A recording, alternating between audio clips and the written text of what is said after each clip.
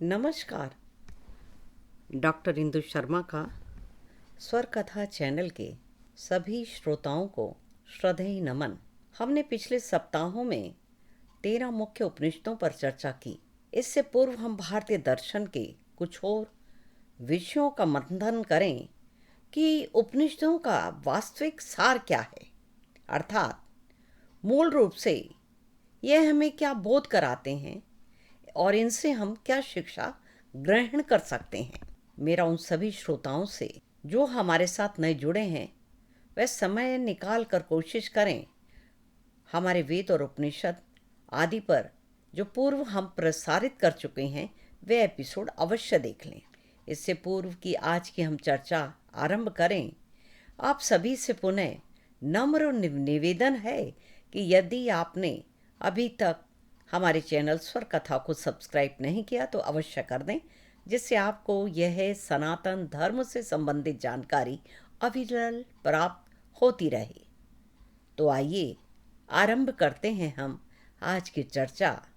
आज की चर्चा का विषय है उपनिषदों का सार।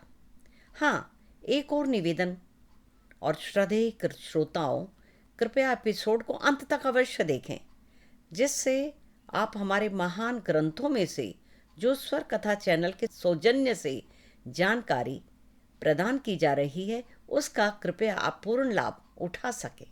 हमारे सभी विद्वत श्रोतागण अब ये जान चुके हैं कि 200 से अधिक उपनिषद हैं, लेकिन पारंपरिक संख्या 108 है। कुछ विद्वानों ने उनमें से केवल 10 उपनिषदों को मुख्य उपनिषदों का दर्जा दिया है, जिनके नाम है ईशा, केन, कठ, प्रश्न, मुंडका, मांडुक्य, तैत्तिरीय, ऐतरेय, छांदोग्य और बृहदारण्यक। कुछ विद्वानों ने 13 उपनिषदों को भी मुख्य उपनिषदों का माना है। उपरोक्त 10 नामों के अतिरिक्त उनके नाम हैं श्वेता श्वेतरोपनिषद, कौशिकी उपनिषद, मैत्रेयणी उपनिषद। इनमें मांडुक्य उपनिषद सबसे छोटा है, 12 श्लोक, और बृहदारण्यक सबसे बड़ा। ऋषियों द्वारा सभी उपनिषद वास्तव में ज्ञान के भंडार हैं। इसलिए स्वर कथा चैनल के माध्यम से हमने सभी 13 मुख्य उपनिषदों पर पिछले कुछ सप्ताहों में चर्चा की है। आदि शंकराचार्य जी ने इनमें से 10 उपनिषदों पर टीका लिखी थी। उपनिषद वेद का एक भाग है। उपनिषदों की मूल भाषा संस्कृत है। यह वेदों का अंतिम भाग है, इसलिए इन्हें वेदांत कहते हैं। उपनिषद उस युग के प्राचीन भारतीय ऋषियों के गहनतम आध्यात्मिक अनुभवों के अभिलेख अर्थात रिकॉर्ड है। उपनिषद हिंदू धर्म के ऐसे दार्शनिक धर्म ग्रंथ हैं जिससे कहा गया है कि उपनिषद वेदों के अंग हैं। ये वेदों का वह भाग है जिसमें तत्व मीमांसा का विशद वर्णन है। यदि आप सत्यान्वेषी हैं तो उपनिषदों को आपको परम सत्य तक लेकर जाते हैं। उपनिषद भारतीय आध्यात्मिक चिंतन के मूलाधार हैं, जिन्हें ब्रह्म विद्या के नाम से भी जाना जाता है। वैदिक वाग्मय अर्थात वैदिक साहित्य में संहिता, ब्राह्मण, आरण्यक के पश्चात उपनिषद का स्थान है। वेदों का सार ही उपनिषदों का विषय है। वेदों और उपनिषद के बीच में मुख्य अंतर यह है कि वेद धार्मिक प्रथाओं, परंपराओं और दार्शनिक विचारों के बारे में जानकारी सुरक्षित रखने के लिए लिखे गए थे, और जबकि उपनिषद पुरुषों और महिलाओं के दार्शनिक विचार इसमें लिखे गए हैं, जो मुख्य रूप से आध्यात्मिक ज्ञान पर हमें केंद्रित करते हैं। उपनिषदों का मूल उद्देश्य ब्रह्म ज्ञान की प्राप्ति है, और ब्रह्म ज्ञान का माध्यम होने के कारण उपनिषदों को ब्रह्म विद्या भी कहा जाता है। ब्रह्म विद्या के अतिरिक्त इससे पराविद्या, मोक्ष विद्या, शांति विद्या, श्रेष्ठ विद्या, आर्य संस्कृति का मूलाधार आदि कई संज्ञाएं दी गई हैं। उपनिषद हिंदू धर्म के दार्शनिक पहलू से संबंधित हैं और भारत की विभिन्न दार्शनिक परंपराओं का ये केंद्र माने गए हैं। इनमें नैतिकता, ब्रह्म, ईश्वर, आत्मा आदि के रहस्यों को शामिल किया गया है। उपनिषदों को वेदांत या वेदों के अंतिम अध्याय के रूप में भी संदर्भित किया जाता है और वेदों के अर्थ या उस उद्देश्य की व्याख्या करते हैं जिसके लिए वेद लिखे गए थे। यह उपनिषद संस्कृत भाषा में लिखित है। इसके रचयिता वैदिक काल के ऋषियों को माना जाता है, परंतु मुख्यतः वेद व्यास जी को कई उपनिषदों का लेखक मानते हैं। मनुष्यों को अपने जीवन का वास्तविक ज्ञान हो, वह ये जान सके कि उसका जन्म किस उद्देश्य से हुआ है, उसके मन में उठने वाली सारी जिज्ञासाएं शांत हो जाएं, मनुष्य जीवन और मृत्यु के इस वास्तविक चक्र को समझ सके, और इसी उद्देश्य के निमित्त उपनिषदों की रचना हुई है। उपनिषद चिंतन और चिंतन पर ध्यान केंद्रित करते हैं। वे 4 प्रमुख अवधारणाओं पर जोर देते हैं। वे हैं धर्म, कर्म, संसार और मोक्ष। इनमें परमेश्वर, परमात्मा, ब्रह्म और आत्मा के स्वभाव और संबंध का बहुत ही दार्शनिक और ज्ञानपूर्वक वर्णन दिया गया है।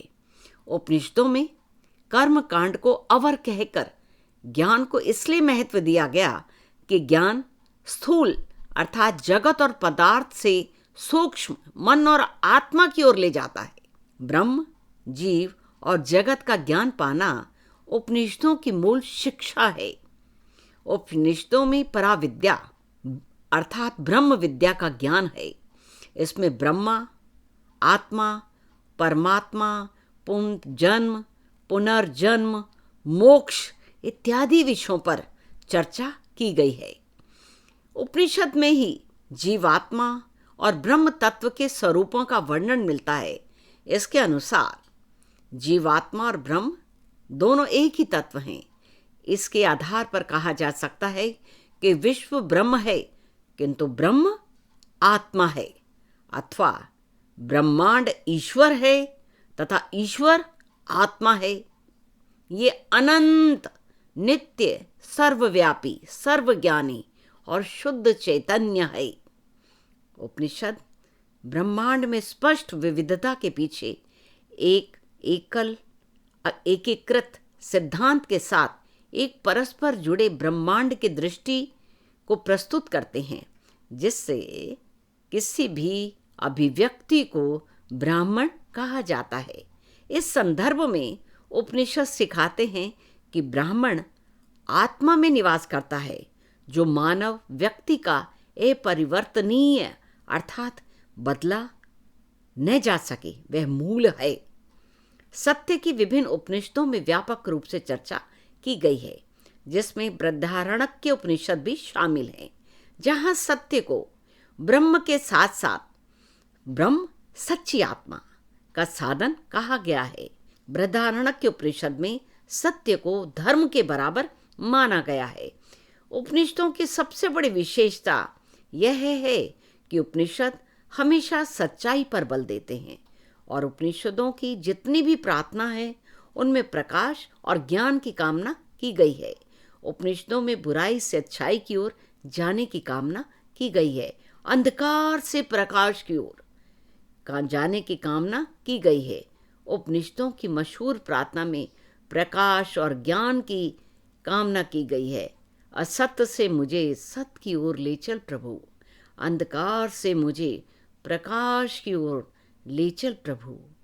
इसलिए उपनिषद में जीवात्मा और ब्रह्म तत्व के स्वरूप का वर्णन मिलता है।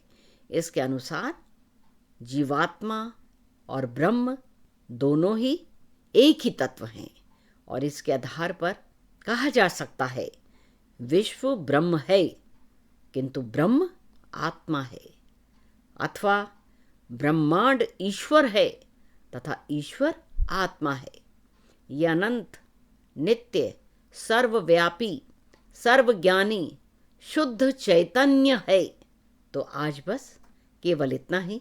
अगले एपिसोड में एक और भारतीय दर्शन पर चर्चा करेंगे। तब तक के लिए मुझे आज्ञा दीजिए। आप सभी का स्वर कथा चैनल से जुड़ने के लिए अतिशय धन्यवाद।